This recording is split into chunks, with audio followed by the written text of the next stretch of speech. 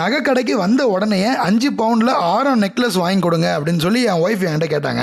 ரீசெண்டா என் ஒய்ஃபுக்கு 5 பவுண்ட்ல தங்கத்துல தாலி செயின் வாங்கியிருந்தேன். ஒரு நல்ல நாள் பார்த்து தாலி பிரிச்சு கோக்கிற ஃபங்க்ஷன் வச்சிடலாம் அப்படின்னு சொல்லி டிசைட் பண்ணியிருந்தோம். ஸோ அதுக்கு அடுத்து ஆரம் வாங்கி கொடுங்க அப்படின்னு சொல்லி என் ஒய்ஃப் சொல்லியிருந்தாங்க. ஆரம் நெக்லஸ் எனக்காக கேட்கல, நம்ம ரெயின்சிகா பாப்பாவுக்காக இப்பயே வாங்கி வைங்க அப்படின்னு சொன்னாங்க. நெக்லஸ் கலெக்ஷன்லாம் எடுத்து காட்டுங்க அப்படின்னு சொல்லியிருந்தேன். ஸோ அவங்களுமே இருக்கிற கலெக்ஷன் எல்லாமே எங்க முன்னாடி எடுத்து வச்சாங்க. எது பார்க்க நல்லா இருக்கு அப்படின்னு சொல்லி என் ஒய்ஃப் செலக்ட் பண்ணிட்டு இருந்தாங்க. அதுக்கு முன்னாடி என் ஒய்ஃப் பிரெக்னண்டா இருக்காங்க, வளகாப்பு வரப்போகுது. அதுக்காக ஸ்பெஷலா என் ஒய்ஃபுக்கு தெரியாமலே நான் ஒன்னு ரெடி பண்ணி வச்சிருக்கேன். என்ன நீங்க கிஃப்ட் கொடுத்தாலும் எனக்கு ஆரம் நெக்லஸ் ஒரு பக்கம் எடுத்து வச்சிருங்க அப்படின்னு சொன்னாங்க. நாம நகை சீட்டு போட்டுட்டு வரது உங்க எல்லாருக்குமே தெரியும். நகை சீட்டு மூலமா செய்கூலி சேதாரம் எதுவுமே இல்லாம நாம நம்மளோட 5 பவுண்ட் ஆரம் நெக்லஸ் வாங்க போறோம். நிறைய ஸ்டுடியோல இந்த போட்டோ கொடுத்தேன், ஆனா யாருமே ரெடி பண்ண முடியாதுன்னு சொல்லிட்டாங்க. நீங்களாவது ரெடி பண்ணி கொடுங்க அப்படின்னு சொல்லி எனக்கு ஏகப்பட்ட பழைய போட்டோ ஆர்டர் வந்துகிட்டே இருக்கு. ஸோ இப்படி இருந்த பழைய போட்டோ எல்லாமே நான் புது போட்டோவா ரெடி பண்ணி கொடுத்துக்கிட்டு இருக்கேன். ஸோ அதுக்கான சாம்பிள்ஸ் தான் நீங்க எல்லாமே பார்த்துக்கிட்டு இருக்கீங்க. இப்படி இருந்த போட்டோஸ் எல்லாமே இப்படி புதுசா மாத்தி கொடுத்துருக்கேன். ஸோ உங்களுக்கும் இதே மாதிரி பழைய போட்டோவை புது போட்டோவா ரெடி பண்ணணும் அப்படின்னாலும், இல்ல உங்க குழந்தைங்க போட்டோ இல்ல உங்க ஃபேமிலி போட்டோ இதே மாதிரி சூப்பரா போட்டோ ஃப்ரேமா பண்ணணும் அப்படின்னாலும் இந்த வாட்ஸ்அப் நம்பருக்கு மெசேஜ் பண்ணுங்க.